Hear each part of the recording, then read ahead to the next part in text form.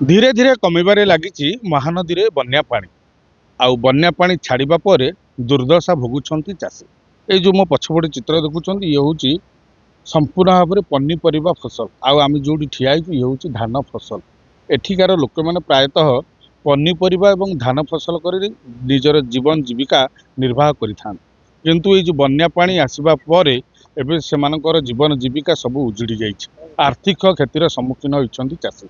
ये जो रही तिगिरिया ब्लॉक रे जो रही महानदी पछुआ पानी हुड़हुड़ा नाल दे आसवा फल बर्तमान तिगिरिया एवं बाकीर 7टी पंचायत पाखापाखि हजार हजार हेक्टर चाष जमी जलमग्न। ये जो चित्र देखुं ये पानी भली देखा जाउछि आपण ये प्रकृत में कौन नदी कि नाल कि समुद्र नुह ये हूँ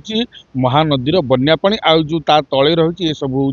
धान बिल गुड़िक। ये धान बिल गुड़िक बर्तमान आंठुए आंठुए पानी गत काली थिला एठारे छाती उच्चार पानी थिला बेले आज धीरे धीरे पानी कमिया फल बर्तमान आंठुए आंठुए पानी देखा रही। तो आम चाषी प्रतिक्रिया ना कौन कह भाई आपण मैंने तो समस्ते ये पनीपरिया फसल कर निजर परिवार प्रतिपोषण कर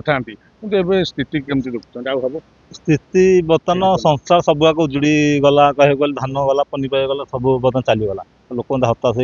बर्तमान बही बर्तमान किसी खाली सरकार सहायता को अपेक्षा करें आसो। फसल धान फसल धान तो टोटल हजार हजार एकर धान जो जाए पानी सब धान टोटाल आउ पनीपरिया तो देखुच नौ भिजुआल आउ कौन टोटल पनीपरिया नष्ट हो जाए। वर्ष आग तो धार रोजगार कर चलिए लोक आ कौन कह कौन चाकरी कहीं कौन कही स्थायी प्रतिकार दी हाँ गवर्नमेंट करता जहाँ हाँ 2011 पर 2026 बहुत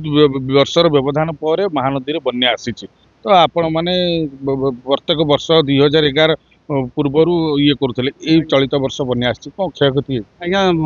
सब पनीपरिया फसल करूँ सबू तार आ चिन्ह ना सब मिल गला धान रही धान पर जो नदी आसला 4 दिन रहीबार सी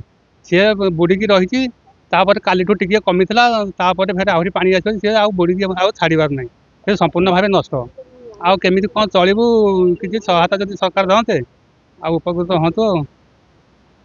तो जो भाव में शुणुले केवल सरकारी सहायता को अपेक्षा कारण एमाने वर्ष जाकर आहार ये पनीपरिया फसल धान चाष कर आगे आपण कौन कहे केते सब नष्ट हो सारे जो भेंडी 15 गुंठ धान 2 एकर आ सब पानी बुड़ी रही मुझे चाष करी खाऊली आ सब नष्ट होमर किसी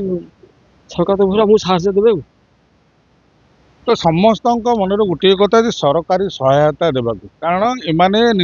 धार करज कर चाषी मैंने निजर परिवार प्रतिपोषण करने सहित वर्ष जाक आहार जोगाड़ करि पिला छात्र छात्री को पाठ पढ़ा खर्च से बुझाबुझी किंतु वर्तमान बन्या पानी आसवा फल एमानकर चाष जमी संपूर्ण भाव में उजुड़ी पड़ी आबे भी पानी धीरे धीरे कमेवा सत्वे मध्य एबे भी अनेक एकर एकर चाष जमी रे पानी रही जाफल जो वर्तमान तांकर जो आशा टिकक थिला जे किछि हबो बोली ये संपूर्ण भाव में उजुड़ी जाइए कारण दीर्घ 15 रु 20 दिन धरी लगाण वर्षा लगी रहा फल से पानी एवं एबे बन्या पानी आसवा फल बर्तमान चाष जमी गुड़िक पूरा पूरी संपूर्ण भाव में जो धान तली लगे संपूर्ण भाव में पची सड़ी नष्ट हो जाइए। तो एबे